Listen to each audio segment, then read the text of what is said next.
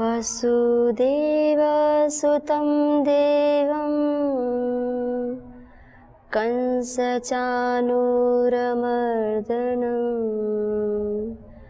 देवकी परमानन्दं नमामि योगेश्वरम्। अखण्डमण्डलाकारं व्याप्तं येन चराचरं तत्पदं दर्शितं येन तस्मै श्रीगुरवे नमः। तस्मै श्रीगुरवे नमः। गीता स्वाध्याय में आप सभी भक्तजनों का हार्दिक स्वागत है। तो आइए सज्जनों, हम सभी श्रीमद् भगवद गीता के चतुर्थ अध्याय का स्वाध्याय कर रहे हैं। इस अध्याय में योगेश्वर ने कर्म को पूरी विस्तार से समझाया है। हर एक अध्याय का अलग अलग नाम रखा है और जिस अध्याय का जो नाम है उसी विषय को लेकर उसका पूर्णता से, अच्छी प्रकार से पूरे विषय को कैसे होना चाहिए, कैसे नहीं होना चाहिए, भक्ति बताया, कर्मयोग बताया, फिर श्रद्धा त्रय योग बताया, अनेकों प्रकार से सांख्य योग बताया। उसको पूरा अच्छी प्रकार से कैसे साधक समझे, बड़े ही निराय ढंग से लौकिक उदाहरण देते हुए समझाया योगेश्वर जी ने। तो इसी क्रम में हम सभी देख रहे हैं कि योगेश्वर जी अब अर्जुन को बता रहे हैं क्या, कर्म की महिमा। क्योंकि अर्जुन वैसे चाहता तो अपना कल्याण ही है, लेकिन अर्जुन को क्या लग रहा है कि उसका कल्याण अब इसमें है कि वो उसके समक्ष जो युद्ध उपस्थित है उसको न कर वह भिक्षा अटन करे। तो योगेश्वर जी अब अर्जुन को उसके पुनः जो कर्म पथ है उस पर लाना चाह रहे हैं। और देखो, कभी कभी ऐसा होता है कि ये तो एक अर्जुन की स्थिति है, प्रत्येक मनुष्य के जीवन में कोई न कोई ऐसी स्थिति आती है जब वह किम कर्तव्य विमूढ़ हो जाता है, तब फिर उसे सत्संग की आवश्यकता होती है, उसे उपदेश की आवश्यकता होती है, पुनः उसे किसी एक सज्जन की आवश्यकता होती है कि जब अपने पथ से च्युत हो रहा होता, अलग हो रहा होता है, उसे पता नहीं होता क्या करना है, तब आवश्यकता होती है। तो इसी को पूज्यपाद गोस्वामी महाराज जी बताते हैं। क्या बताते हैं? बिनु सत्संग विवेक न होई, राम कृपा बिनु सुलभ न सोई। सत्संगत मुद मंगल मूला, सोई फल विधि सब साधन फूला।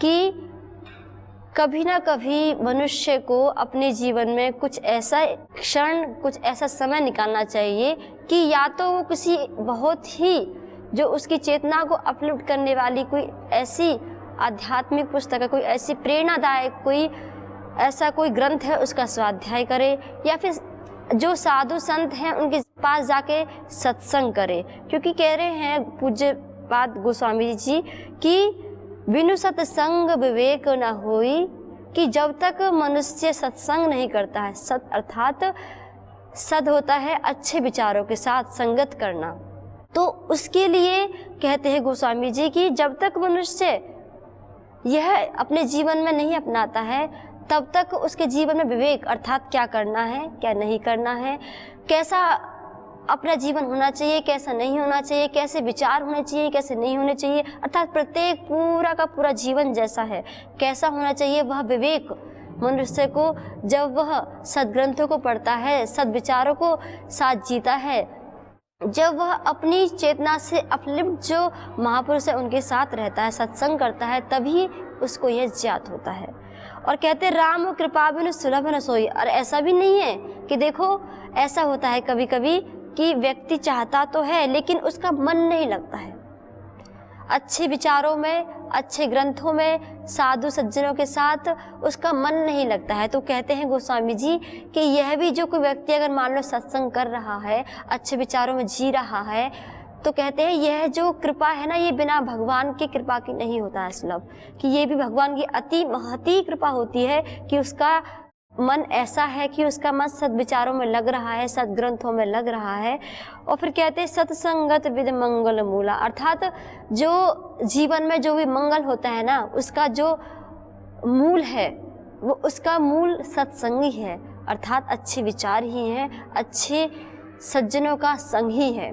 और कहते हैं सोई फल विधि सब साधन फूला, कि और यही एक कारण है कि जो व्यक्ति बहुत ही अच्छे प्रकार से अपने जीवन जी रहे होते हैं, तो जब वह सत्संग अर्थात अच्छे विचारों के साथ निरंतर अपने जीवन प्रवाह में चलते रहते हैं, तो पूज्यपाद गोस्वामी तुलसीदास जी बताते हैं कि तब ऐसा होता है कि तभी उसके जीवन में सारे साधन, जो साधन अर्थात जो अच्छे विचार, अच्छी भावनाएं, जो अच्छे कर्म उससे होने चाहिए, तब हो पाते हैं। तो ऐसे ही देखो, आइए सज्जनों, हम भी एक सत्संग कर रहे हैं श्रीमद् भगवद गीता का। तो योगेश्वर श्री कृष्ण चंद्र जी बता रहे हैं, विषय चल रहा है यही कि जब अर्जुन ने अपना एकदम जो रथ के पीछे जब निराश होकर बैठ जाता है, धनुष्वान छोड़ देता है, भिक्षाटन की बात कर रहा है, तब योगेश्वर जी उसको उठा रहे हैं। और कैसे कैसे उठा रहे हैं, अभी तक हमने देखा तृतीय अध्याय में कैसे कैसे उनको अनेकों प्रकार से उठा रहे हैं। लौकिक उदाहरण देके उठा रहे हैं, जो या फिर श्रेष्ठ पुरुषों का उदाहरण देके उठा रहे हैं कि जिससे उसकी चेतना अपलिप्त हो और वो अपने कर्तव्य पथ पर आरूढ़ हो। तो अभी तक योगेश्वर जी ने क्या बताया,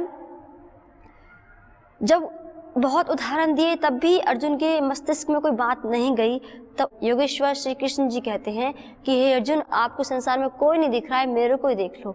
तो इसके विषय में हमने देखा था कि अपने विषय में बताया था कि कैसे योगेश्वर जी को कोई कर्मों में लिप्सा नहीं है, फिर भी इतनी बड़ी व्यवस्था को संभाल रहे हैं, कोई स्पृहा नहीं है, कोई आसक्ति नहीं है, फिर भी अपने कर्मों का निष्पादन कर रहे हैं। और इसका हमने बहुत अच्छी प्रकार से देखा था कि श्रीमद् भगवद गीता के तृतीय अध्याय में योगेश्वर जी बता के आते हैं कि ऐसा क्यों कर रहे हैं, वो क्यों कर रहे हैं। तो बताया कि यद्यदाचरति श्रेष्ठम तत्तदाचरति, जो अर्थात यद्यदाचरति श्रेष्ठम, जैसे श्रेष्ठ पुरुष अपना आचरण करता है, जो उसके पद चिन्ह पर चलने वाले मनुष्य हैं, फिर ऐसा ही वो आचरण करते हैं। इसलिए हे अर्जुन, मैं अपने कर्तव्य कर्मों का भली भांति मैं उनका कर्तव्य का निर्वहन करता हूँ। तो इतना बताया। अब इतना बताने के बावजूद अब योगेश्वर जी फिर से अब महापुरुषों के विषय में बता रहे हैं कि देखो, इतना ही नहीं हे अर्जुन, जो मैं कर रहा हूँ ये मैंने नहीं किया, ऐसे हमारे कोटि कोटि ऋषिगण ऋषि मुनि करते आए हैं और अभी भी कर रहे हैं और करेंगे।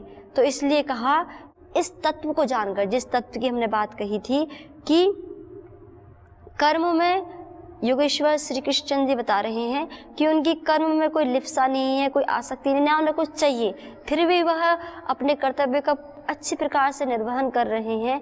क्यों? लोक संग्रह के लिए, लोक कल्याण के लिए। तो इस प्रकार से इस तत्व को जानकर हे अर्जुन सुनो। तो आगे बताते हैं, एवं ज्ञात्वा कृतं कर्म पूर्वैरपि मुमुक्षुभिः कुरु कर्मैव तस्मात् त्वं पूर्वहि पूर्वतरं कृतं। कहते हैं योगेश्वर श्री कृष्ण चंद्र जी कि एवं ज्ञात्वा, इसी प्रकार इस तत्व को जानकर ही, अर्थात लोक संग्रह के लिए ही, कि लोक की भलाई के लिए ही, इस संसार में दिव्यता फैलाने के लिए ही, जो दुखित, जो पीड़ित, जो व्यक्ति हैं, जो मनुष्य हैं, उनको सद्मार्ग पर लाने के लिए ही हे अर्जुन सुनो। एवं ज्ञात्वा कृतम कर्म, इस प्रकार इस तत्व को जानकर कृतम कर्म अर्थात कर्म किया किन्होंने, पूर्वैरपि मुमुक्षुभिः, जितने अभी अपने सैकड़ों करोड़ों जो ऋषिगण हुए हैं, उन्होंने भी इस तत्व को जानकर ही अपने कर्मों का निष्पादन किया है। कुरु कर्मे तस्मात् त्वं पूर्वहि पूर्वतरं कृतं, इसलिए तेरे को भी अर्थात आपको भी वह कर्म अवश्य करना चाहिए। भले ही आपको ऐसा लग रहा है कि मैं अपने सज्जनों को देखकर आप भयभीत हो गए हो, मोह से ग्रस्त हो गए हो कि मैं इस युद्ध को नहीं कर सकता हूँ, लेकिन फिर भी आपको ये युद्ध तो करना ही पड़ेगा। क्यों? क्योंकि ऐसा ये आपका कर्तव्य कर्म है, यही इस समय की जो मांग है, यही आपका कर्तव्य है और यही आपका परम धर्म है कि जो आपके समक्ष जो यह कर्म उपस्थित हुआ है उसी को आपको करना है। तो योगेश्वर जी अनेकों प्रकार से ऐसे अर्जुन को उठा रहे हैं। तो देखो ऐसे एक तृतीय अध्याय में योगेश्वर जी बता के आए थे, वहाँ भी ये बात चली थी कि जैसे कि पूर्व ऋषियों ने किया, जैसे कि पूर्व महापुरुषों ने किया, ऐसे आप भी कर्म करो। तो उसमें क्या, जैसे योगेश्वर जी बताते हैं कि जैसे उसमें उदाहरण दिया था महाराज जनक का। बताते हैं कि महाराज जनक भी एक बहुत बड़े राजपाट के राजा थे, लेकिन फिर भी उसके बावजूद, लेकिन कहते हैं वो बहुत बड़े, उनका भाव, उनका आचरण, उनका वाणी, उनका व्यवहार, संपूर्ण जीवन उनका एक जैसे महात्मा संतों का होता है, जैसे एक कुटिया में रहने वाले संतों का होता है, ऐसे ही उनका स्वभाव था। तो आइए इसका थोड़ा सा हम दिग्दर्शन कर लेते हैं कि महर्षि जो बता रहे हैं योगेश्वर श्री कृष्णचंद्र जी, तो जैसे उनका उदाहरण दिया है जनक का, तो ऐसे एक दो झलक हम देखते हैं कि जो महाराज जनक हुए हैं उनके जीवन में ऐसी कुछ ऐसी घटनाएं घटी जिससे हमें पता चलता है कि वास्तव में वो एक तत्व ज्ञान से परिपूर्ण थे। तो एक बार की बात होती है कि एक बार महाराज जनक मिथिलापुर के जो राजपाट होता है, जो राजपथ होता है, उस पथ से भ्रमण के लिए निकलते हैं। अब भाई देखो, जब कोई बड़ा व्यक्ति जो पूरे राज्य का जो एक राजा है, जब वो निकलेगा तो क्या होता है, पूरा रास्ता साफ कराया जाता है, अर्थात कोई रास्ते में ना हो। चाहे कोई अपना कोई भी कितना भी बड़ा निजी कार्य कर रहा हो, उस समय सब हट जाते हैं। आज भी हमें अभी जो आधुनिक परिवार चल रहा है संसार, इसमें भी हम देखने को मिलता है जो बड़े बड़े पदों पर उपस्थित जो होते हैं, वह भी जब वह किसी राज्य, किसी देश या किसी कहीं भी किसी जाते हैं किसी गांव गली में, तो ऐसा ही किया जाता है। तो ऐसे ही महाराज जनक के लिए पूरा रास्ता साफ कर दिया गया, अर्थात जो भी अपने कार्य करे सबका काम छुड़वा के वो महाराज आने वाले हैं, ऐसा कहा गया, ये सूचना दी गई। लेकिन उसी समय जब महाराज जनक हुए, महाराज जनक बहुत ही तत्वज्ञानी थे। उसी समय अष्टावक्र भी थे। अष्टावक्र को बहुत ही बड़ा तत्वज्ञानी, तत्ववेत्ता कहा जाता है, बहुत बड़े तत्ववेत्ता थे, आत्मज्ञानी थे। तो अष्टावक्र ने ये सुना तो उनको बड़ा ही अचंभा लगा कि इतने बड़े महापुरुष होकर, इतने बड़े तत्वज्ञानी होकर ऐसा कैसे कर सकते हैं। तो वो मार्ग से नहीं हटते हैं और कहते हैं, तो जो उनके सिपाही होते हैं उनको बताते हैं कि जाओ अपने जो महाराज को बता दो कि देखो ये कहाँ कैसा भला, मतलब राजा तो वो होता है जो सबका भला करे, बल्कि जो मनुष्य अपने काम में व्यस्त है, किसी काम को कर रहे हैं, तो उन्होंने क्या किया, सारा जो मार्ग है वो साफ करा दिया, कोई भी उस मार्ग में ना रहे। तो क्या हुआ, जो अपना आवश्यक निजी कार्य कर रहे थे सब बेचारे अब एक तरफ हो गए, उनका कार्य नहीं हो पा रहा। ये तो अन्याय हुआ, ये तो अनीति है, ये तो अत्याचार है प्रजा के ऊपर। ऐसा कहकर अष्टावक्र जी उनके सिपाही को बताते हैं कि अपने महाराज को जाके बता दो। सिपाही होते हैं वो अष्टावक्र जी को बंदी बना के महाराज के सामने उपस्थित कर देते हैं। तो महाराज जनक को पूरी जो जितना घटना घटी सब बताया जाता है। लेकिन महाराज जनक इस घटना को सुनकर क्रोधित नहीं होते हैं। उनको आश्चर्य होता है कि अभी भी संसार में ऐसे कुछ मनुष्य हैं जो निर्भीक हैं। इसका मतलब कोई भी तत्ववेत्ता ही है, कोई आत्मज्ञानी ही है, कोई बड़ा महापुरुष ही है जो इतना निर्भीक होकर कह रहा है कि मुझे महाराज से मिला दो, मेरा जो संदेश है महाराज तक पहुंचा दो। तो इसका मतलब यह है कि वो बहुत ही आत्मज्ञानी है, बहुत ही कोई बहुत बड़ा तत्ववेत्ता है। तो ऐसा करो कि उन्हें को मेरे सामने उपस्थित कीजिए, मैं उनसे मिलना चाहता हूँ। तब उनकी पूरी बात सुनते हैं और वास्तव में उनकी पूरी बात सुनने के बाद महाराज जनक को ये अफसोस होता है और क्षमा मांगते हैं और कहते हैं कि आप इसी राज्य में रहिए और मेरा मार्गदर्शन कीजिए कि कहाँ कहाँ मैं पूरी कोशिश कर रहा हूँ, लेकिन हो सकता है कहीं कहीं भी मेरे से भी कोई त्रुटियाँ गलतियाँ होती हैं, तो आप मेरे पास ही रहिए, बताइए कि कहाँ कहाँ जहाँ मैं अपने कर्तव्य पथ पर चल रहा हूँ, कहाँ मेरे से कहीं जन की हानि हो रही है, कहाँ जन धन की हानि होती है, वो आप मेरे को मार्गदर्शन कीजिए। तो ये जो एक दृष्टांत है ये देखने में बहुत सरल लग रहा है, लेकिन इसके पीछे अगर हम जाकर देखें तो पता चलेगा कि महाराज जो जनक हुए हैं बहुत ही तत्ववेत्ता थे, बहुत ही आत्मज्ञानी थे, इसलिए उन्होंने सहर्ष स्वीकार कर लिया बल्कि अगर कोई ऐसा कहे किसी महाराज को, किसी प्रधानमंत्री को, तो उसको क्रोध आएगा, लेकिन उन्होंने स्वीकार करके उनकी बात को माना, जो उन्होंने आज्ञा दी उनका अनुसरण किया। तो इससे पता चलता है, इसलिए योगेश्वर जी कहते हैं कि पूर्वैरपि, अर्थात जैसे पूर्व जनों ने किया, तो उनमें जो महाराज जनक का भी उदाहरण देते हैं कि महाराज जनक ने कैसे, वो तो इतने बड़े राजपाट को संभाले थे, फिर भी इतने तत्व बेचता थे, और कई ऐसी सारी घटनाएं मिलती हैं। और एक और घटना और मिलती है, एक बार संवाद चलता है, महर्षि याज्ञवल्क्य जी और महाराज जनक होते हैं। तो महाराज जनक बीच बीच में, जैसे कि पूज्यपाद गोस्वामी तुलसीदास जी महाराज बता रहे हैं कि बीच बीच में मनुष्य को क्या करना चाहिए, अपना सत्संग करना चाहिए। तो ऐसे ही महाराज जनक जो साधु संत होते थे उनके पास जाते थे, जो ऋषिगण होते थे उनके पास जाते थे, अपना जीवन का समाधान मांगते थे, अपने राजपाट को कितनी अच्छे प्रकार से चला सके कि किसी को दुखित ना हो, सब सुखी रहे, ऐसी कुछ नीति मांगते थे, अपने आत्म तत्व के विषय में जानते थे। तो एक बार जाके महाराज जनक जाते हैं और महर्षि याज्ञवल्क्य से आत्म तत्व के विषय में चर्चा करते हैं, पूछते हैं कि अर्थात ये मनुष्य होता है, इसको प्रकाश कहाँ से मिलता है, कैसे ये देख रहा होता है संसार को। तो बड़ा सीधा सा उत्तर है, महर्षि याज्ञवल्क्य कहते हैं कि देखो भाई, दिन में क्या होता है, सूर्य का प्रकाश होता है, सूर्य का प्रकाश आता है, उस प्रकाश की कारण ही मनुष्य समस्त संसार को देख रहा होता है, उसकी दृष्टि कार्य कर रही होती है। तो पुनः महाराज जनक एक और प्रश्न करते हैं, प्रति प्रश्न करते हैं, हे ऋषिवर, जब यह सूरज भी नहीं होता है तो रात की अंधेरी में हम कैसे देख पाते हैं? तो बोलते हैं, तो बहुत सरल सा उत्तर है कि जब तारे होते हैं, चंद्रमा की रोशनी होती है, तब मनुष्य अपनी दृष्टि से देख पाता है। तो अभी इनका जो प्रश्न है गूढ़ होता जाता है, बहुत रहस्यमय होता जा रहा है, धीरे धीरे करके आत्म तत्व की ओर जा रहा है। तो कहते हैं कि अच्छा ऐसा है, तो जब मानो कि रात है और ना कोई तारे हैं, ना चंद्रमा की रोशनी है, तब मनुष्य कैसे देख पाता है? तो बताते हैं कि तब मनुष्य देख पाता है शब्द भी एक ज्ञान का तत्व है, तब वह शब्द के माध्यम से देख पाता है। कि जैसे कोई काली अंधेरी हो, एकदम ना कोई आकाश में तारे हो, ना चंद्रमा हो, और बहुत गहन बड़ा जंगल हो, चारों तरफ कोई ना हो, और मान लो कोई व्यक्ति चल रहा है, भ्रमण कर रहा है, और कोई कहीं खो जाता है, तो दूसरा व्यक्ति पुकारता है कि आप कहाँ हो, तो दूसरा बताता है कि मैं यहाँ हूँ। तो वो शब्द को पकड़ के, कुछ दिखाई नहीं दे रहा है, फिर भी शब्द ध्वनि को पकड़ के वहाँ तक पहुँच जाता है। तो फिर पुनः प्रति प्रश्न करते हैं महाराज जनक जी कि जब मान लो, जब किसी के पास शब्द तत्व ही ना हो, अर्थात कुछ जिनके पास वाक शक्ति ना हो, जो बोल ही ना सकते हो, तो फिर कैसे पहुँचेंगे?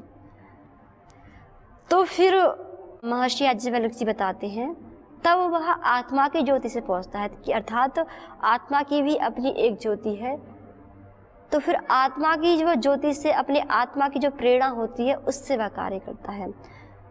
तो इससे धीरे धीरे करके देखो, ये होती है नीति, अर्थात कोई मनुष्य जब किसी स्थूल से हम सूक्ष्म की ओर आते जाते हैं, तो बहुत स्थूल प्रश्न किए, तो महर्षि याज्ञवल्क्य ने अंत में उत्तर दिया कि जब कुछ भी नहीं होता है, तब मनुष्य के पास अपना आत्मा जो है, उस आत्मा की ज्योति, उस आत्मा का प्रकाश, उस आत्मा का ज्ञान होता है, तब वह उसको पाकर ही अपना समस्त कार्य कर रहा होता है।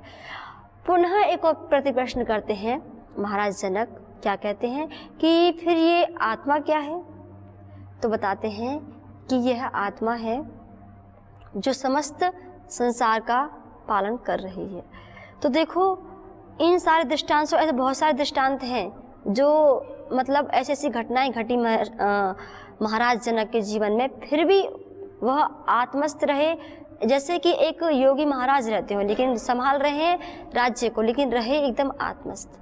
तो देखो, इसलिए योगेश्वर श्री कृष्णचंद्र जी बता रहे हैं कि जो जैसे कि हे अर्जुन, अपने पूर्वजनों ने, जो अभी तक हमारे पूर्वज रह चुके हैं, जो करोड़ों लाखों जो हमारे ऋषिगण रह चुके हैं, ऐसे जो राज ऋषि रह चुके हैं, जैसे उन्होंने अपने जीवन में समस्त कर्तव्यों का पालन करते हुए अपने कर्तव्य को कभी नहीं छोड़ा, तो ऐसे आप भी अपने कर्तव्य कर्म को कभी मत छोड़िए।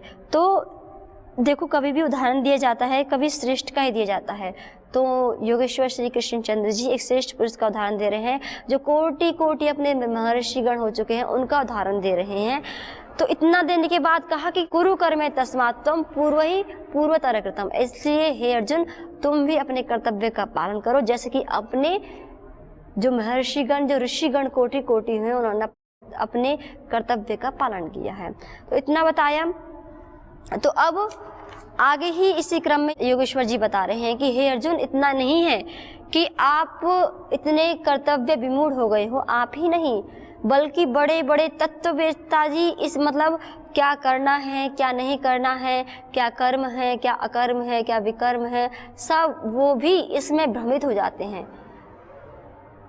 तो इसी को लेकर आगे एक श्लोक है, इसी में योगेश्वर श्री कृष्णचंद्र जी बताते हैं कि हे अर्जुन, इतना ही नहीं, ये तो देखो, आप तो ठीक है इतने बड़े बड़े तत्ववेत्ता, जो बड़े बड़े ग्रंथों को जानने वाले हैं, जानकार हैं, जो बहुत ही बड़े विद्वान हैं, वह भी कभी कभी भ्रमित हो जाते हैं। तो इसलिए अर्थात उसको आश्वासन दे रहे, कोई नहीं, कभी कभी ऐसा होता है कि जब कोई हम गलती कर देते हैं या कोई हमसे, या कभी हम निराश होते हैं, कुछ गलती हो जाती है, जैसे कि माता पिता गुरुजन बोलते कोई नहीं, ऐसा हुआ, कोई नहीं, हो जाएगा, ठीक हो जाएगा। ऐसे तो कुछ उदाहरण देते हैं कि उन्होंने वैसे किया, कुछ नहीं, मतलब एक क्या करते हैं, अपने शिष्य को, अपने बच्चे को वो हताश निराश देख के उनको कुछ ऐसे उदाहरण देते, कोई नहीं, ये भी ठीक हो जाएगा, इससे भी अधिक हो चुका है, वो भी ठीक हो गया, ऐसे करके।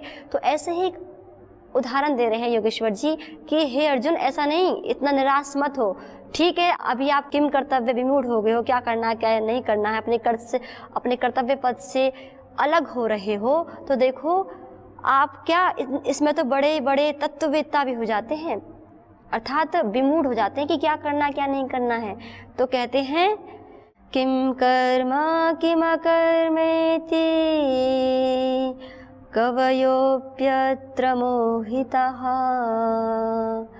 तत्ते कर्म प्रवक्ष्यामि यज्ञात्वा मोक्ष्यसे शुभात्। अब बता रहे हैं योगेश्वर जी, हे अर्जुन, साधारणतः मनुष्य शरीर जो मतलब क्या करना है क्या नहीं करना है, ये तो मतलब जो बहुत बड़े बड़े ग्रंथों के ज्ञाता होते हैं, तत्ववेत्ता होते हैं, वह भी कभी कभी ऐसे हो जाते हैं कि हम कर्तव्य विमूढ़ हो जाते हैं। तो कोई नहीं, आप भी हो गए हो, तो अब संभल जाओ, हम आपको बता रहे हैं, एक रास्ता दिखा रहे हैं, आश्वासन देकर पुनः उनको जो निराश हताश बैठ गए उनको उत्साह दे रहे हैं योगेश्वर जी। तो कह रहे हैं कि देखो, साधारणतः देखो हम क्या जानते हैं, कर्तव्य क्या है, कर्म क्या है, कर्म क्या है, मतलब कर्म और अकर्म का भेद बता रहे हैं। तो देखो, साधारण जो हमारी दृष्टि, स्थूल जो दृष्टि होती है, हम क्या सोचते हैं कि साधारणतः मनुष्य सोचता है कि जो इंद्रियों का मतलब कर्म है, जैसे हम जो भी अपना कार्य कर रहे होते सोचते वही कर्म है। तो योगेश्वर जी स्पष्ट कर रहे हैं, ना अर्जुन, ये ही कर्म नहीं है। या फिर कुछ मनुष्य इतना सोच रहे थे कि शरीर जो कार्य कर रहा है, इंद्रियां का जो कर्म मान लेते हैं, था शरीर के जो मतलब जो कर्म हो रहा है, आंखों का झपकना, जो भी हम कर्म कर रहे हैं, वाणी बोल रहे हैं, अपने मस्तिष्क के जो विचार कर रहे हैं, ये भी कर्म के अंदर आता है।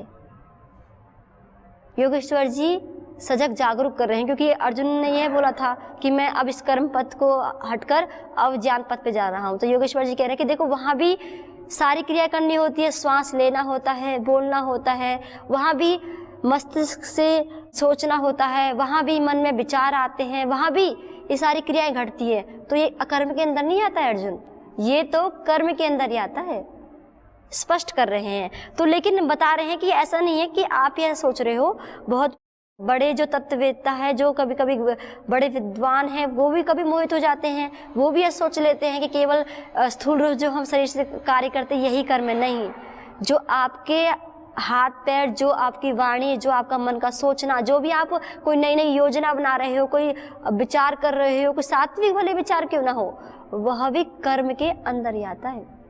तो योगेश्वर जी कर्म की परिभाषा बता रहे हैं, लेकिन कह रहे हैं कि देखो, कर्म तो है, लेकिन कर्म कर रहे हैं, ये अकर्म और कर्म के बारे में बता दें कि कर्म क्या है, सब कर्म है, जो भी हम सोच रहे हैं, विचार रहे हैं, खा रहे हैं, पी रहे हैं, ये भी तो एक कर्म के अंदर आता है। तो कह रहे हैं कि ये अकर्म नहीं है। तुम सोच रहे हो कि जाके मैं ध्यान साधना करूँगा, भिक्षाटन करूँगा या उपदेश दूंगा, जो बोलना है आपका, जो विचारना है, वह भी कर्म के अंदर आएगा। तो योगेश्वर जी बता रहे हैं कि कभी मनुष्य कर्म से अलग नहीं हो सकता है।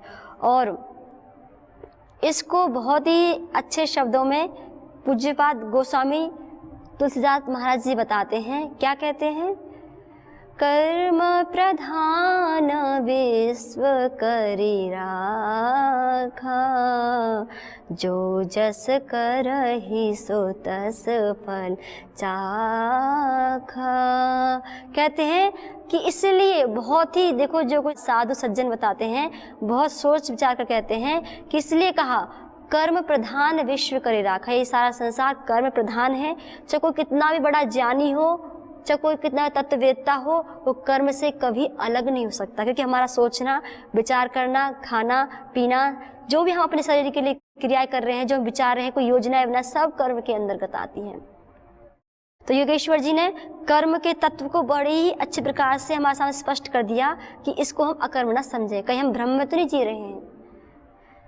तो आइए सज्जनों, हम भी, जैसा कि योगेश्वर श्री कृष्ण चंद्र जी बता रहे हैं कि ये कर्म है, लेकिन बताते हैं कि ये कर्म भी 3 प्रकार का डिवाइड हो जाता है। कैसे? कैसे? भाव के स्तर पर कर्म तो कर रहे हैं, लेकिन भाव के स्तर पर वही कर्म राजस, तामसिक और सात्विक। सात्विक कर्म की परिभाषा क्या है? वह जब किसी की कर्म तो कर रहा है, लेकिन उसमें कोई लिप्सा न हो, आसक्ति ना हो, तो वही कर्म जो है अकर्म कहा जाता है। कि जहाँ मनुष्य की कोई कर्म में आसक्ति, लिप्सा ना हो, उसी को क्या कहा है? योगेश्वर जी ने अकर्म कहा है। तो आइए हम भी इस कर्म अकर्म के भेद को जानें, अपने जीवन में जानते हुए अपने जीवन में व्यवहार में लेके आएँ, और ये हमें ज्ञात रहे कि जैसा कि हम बताया है योगेश्वर जी ने, कभी भी मनुष्य एक क्षण के लिए भी कर्म से विलग नहीं हो सकता है। तो हम भी अपने कर्मों को करते हुए अपने जो राजसिक जो और तामसिक भाव हैं उनसे हटें, और जो सात्विक भाव हैं उनको लेके आएँ। तभी हमारे इसमें आत्मिक उन्नति हो सकती है, और तभी हम एक सच्चे सुख की अनुभूति कर सकते हैं। तो आज हम योगेश्वर जी की इस परम दिव्य वाणी को यहाँ विराम देते हैं। पुनः हम विचार करेंगे कि योगेश्वर जी एक साधक की चेतना को और अपलिफ्ट करने के लिए और उच्च चेतना से युक्त करने के लिए और क्या क्या हम सभी को अपने सुवचनों से, शुभाषितों से हमें अपने वचनों से अलंकृत करते हैं। तो इस सब को हम कल देखेंगे। आप सभी को ओम। ओम शांति शांति शांति।